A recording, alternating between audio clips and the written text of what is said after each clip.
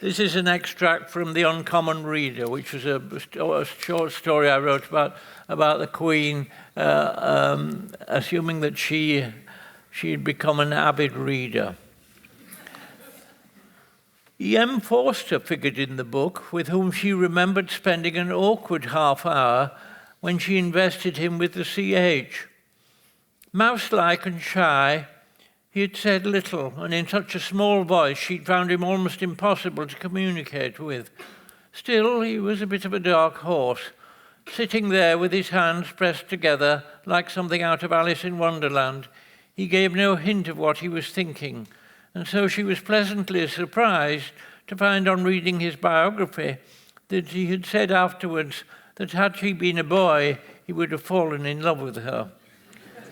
Of course, he couldn't actually have said this to her face, she realized that, but the more she read, the more she regretted how she intimidated people and wished that writers in particular had the courage to say what they later wrote down.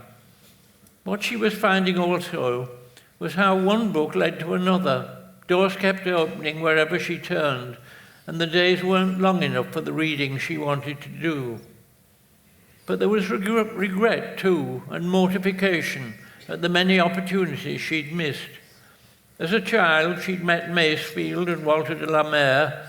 Nothing much she could have said to them, but she'd met T.S. Eliot too, and there was Priestley and Philip Larkin, and even Ted Hughes, to whom she'd taken a bit of a shine, but who remained nonplussed in her presence. And it was because she had at that time read so little of what they'd written that she could not find anything to say, and they, of course, had not said of much interest to her. What a waste. She made the mistake of mentioning this to her private secretary, Sir Kevin. But ma'am must have been briefed, surely. Of course, said the Queen, but briefing is not reading. In fact, it is the antithesis of reading.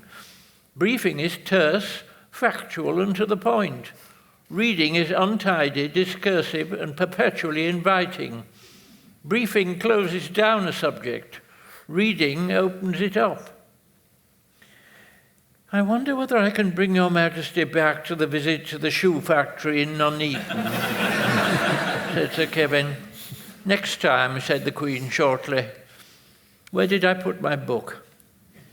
Having discovered the delights of reading herself, Her Majesty was keen to pass them on. Do you read, Summers? She said to the chauffeur en route for Nuneaton. Read, ma'am. Books. When I get the chance, ma'am. I never seem to find the time. Then that's what a lot of people say. One must make the time. Take this morning. You're going to be sitting outside the town hall waiting for me. You could read then. I have to watch the motor, ma'am. This is the Midlands.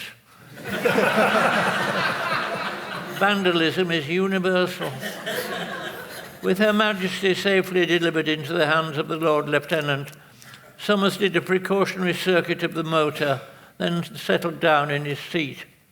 Read. Of course he read. Everybody read. He opened the glove compartment and took out his copy of The Sun. Others, notably Norman, were more sympathetic, and from him she made no attempt to hide her shortcomings as a reader or her lack of cultural credentials altogether. Do you know, she said one afternoon as they were reading in her study, do you know the area in which one would truly excel? No, ma'am. The pub quiz. One has been everywhere, seen everything, and though one might have difficulty with pop music and some sport, when it comes to the capital of Zimbabwe, say, or the principal exports of New South Wales, I have all that at my fingertips. And I could do the pop, said Norman. Yes, said the Queen, we would make a good team. Ah, well, the road not travelled. Who's that? Who, ma'am? The road not travelled. Look it up. Norman looked it up in the Dictionary of Quotations to find it was Robert Frost. I know the word for you, said the Queen. Ma'am? You run errands, you change my library books, you look up awkward words in the dictionary and find me quotations. Do you know what you are? I used to be a skibby, ma'am. Well, you're not a skibby now. You're my amanuensis.